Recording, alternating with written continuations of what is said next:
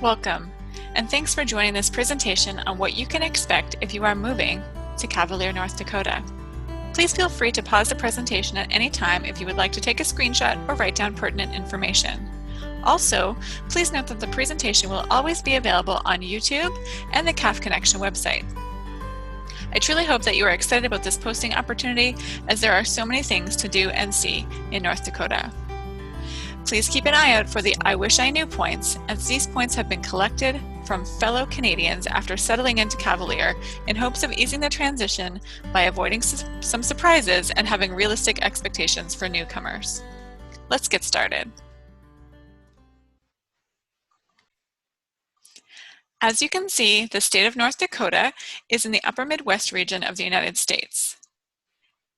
It has a population of over 760,000 people and currently is the #1 producer of honey in the nation. The world's largest French fry feed is held every year in Grand Forks during the Potato Bowl USA, and even set records in 2015. 39.1 million acres of the land at North Dakota is set aside in farms and ranches. North Dakota also holds the Guinness Book of World Records record for the most snow angels made simultaneously in one place. Known as the Peace Garden State, there is much to see and do in these vast lands of North Dakota. The state of North Dakota has a varied geography. In fact, it is positioned in the center of the continent of North America, which makes it unique. The state itself covers over 70,000 square miles and is made up of 3 major natural regions of land. They are the Red River Valley, the Drift Prairie, and the Missouri Plateau.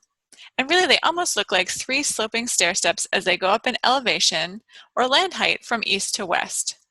Because of its location in the center of the continent and far from an ocean, North Dakota has a continental climate, which is characterized by long cold winters and short hot summers. As you prepare to move to Cavalier or Walhalla in the same area, there are a variety of variables that you may want to consider and maybe obstacles in your path. Housing and rental availability can be limited, so this can be a major challenge when planning your move. It may also depend on what's available to you in terms of your family makeup and what regions you're looking for school availability. Some of the major concerns, however, are just the availability of rental options and the quality of rental options. In past, Canadians have also had the opportunity to access base housing when it's been available. Another consideration is the location of the home that you will be living in, as there are considerations to be made for the commute and winter travel from your home to the base, etc. Most of the Canadian families have lived in Cavalier or Walhalla, as I mentioned. However, there are other considerations on location, including Langdon or Mountain. These are smaller town options, however, may have housing availability as well. When it comes to thinking about what's available at the Cavalier Air Force Station, there's a couple of things to consider.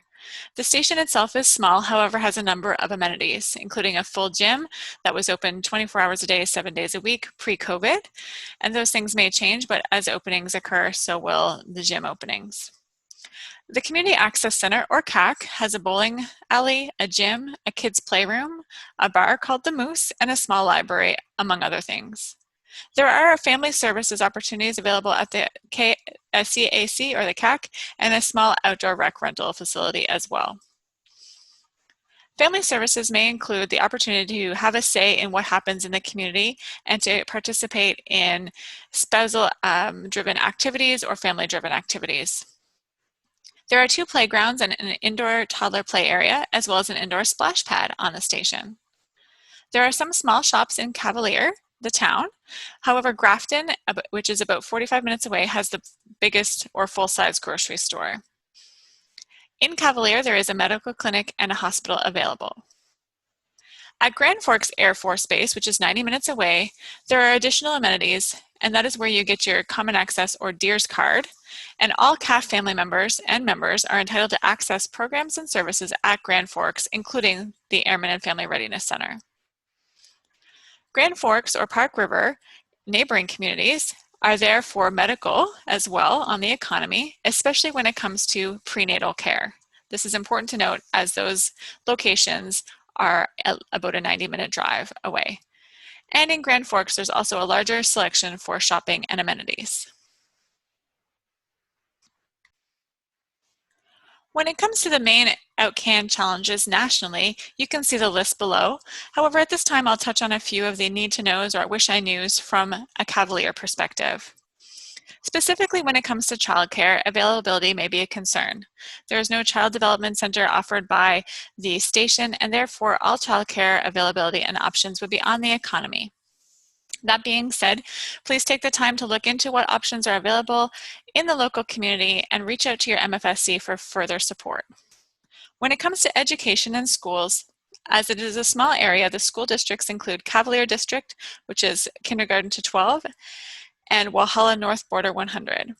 There is an elementary school building, which is K to 8, and then 9 to 12 is in a separate building. These are the two main areas in which Canadians have lived in the past, and those are the school systems in which their children have attended. For further information, you can reach out to your MFSC for specific information to help you get situated in your area. When it comes to finances, there's something to highlight, which is not only just the exchange rate, which affects everyone nationally on OCAN. However, when living in small town USA, there is also an additional consideration for the cost of gas and goods given small town life. As you may have seen or heard in the last few slides, traveling to a larger city like Grand Forks, about 90 minutes away, can get pretty expensive, and those trips can happen often, especially if you're going there for medical care. So please keep that into consideration when you're thinking about your monthly budgets and your family household income. Really important to note, and most military families who have come from Canada like to note that as a point of interest. Additionally, if your spouse or teens are looking for employment, again, you must have an employment authorization document or an EAD, and that process can take some considerable amounts of time. As much of the medical care will be provided on the economy or not at station, not on the base itself, it will be really pertinent that all CAF family members coming into Cavalier have a good understanding of the insurance billing process for healthcare, including dental. And if you have questions or concerns about that, please visit our website at cafconnection.ca or speak to your local MFSC. When living in Cavalier, there are some differences, obviously, from living in Canada. Here are a few of the major unique contrasts you can anticipate. As for language, in Cavalier, English is primarily spoken. There are no French school options in person, so if you're looking to facilitate further French language training for yourself, your spouse, or for your children, you would have to look at tutoring options outside of the school system. The school year runs from early to mid-August to early June, as it does in many of the United States. However, something to be considered when living in the Cavalier area, that the bus ride from Cavalier Station, where you may live on military housing, the bus ride is a 50-minute commute each way for all grades from K to 12. So something to consider as you prepare for the children who may be attending school in the Cavalier area. It is small town living. Small town USA can be very similar to small town Canada. They tend to have tight-knit communities and people who have lived there their whole lives. However, living on station makes for a tight-knit military community that includes being fully embraced by and immersed in the US culture, as well as connecting with the other Canadians that may live in the same area. It can be challenging to build community in small town life, and this is a 2-year time frame, as this posting tends to be a 2-year posting. So keep that in mind as you're beginning your transition and to wrap your head around life in Cavalier. When it comes to climate and weather, obviously Cavalier is just south of the Canadian border, so if you've lived in Winnipeg or you've lived in that area of Canada, there may be some similarities. The summers in Cavalier and area are hot and windy, and the summers can also bring tornado warnings, which we'll talk about in the next slides. The tornado season runs from about May to October, and there are warning sirens at the station and lots of information at station when you arrive about how to be prepared for the tornadoes that may occur. In the winter, you can expect extreme cold and dry cold, as well as wind. There's also hail can be an issue, and the snow amounts might be comparable to the area of Winnipeg. So there's going to be a variety of weather throughout the year, and so being prepared for both the extreme hot of summer and the cold of winter will be imperative for your time in Cavalier. When it comes to natural disasters in Cavalier, North Dakota, these are a few to consider. Tornadoes, as mentioned, due to the climate and location of Cavalier, can be a consideration.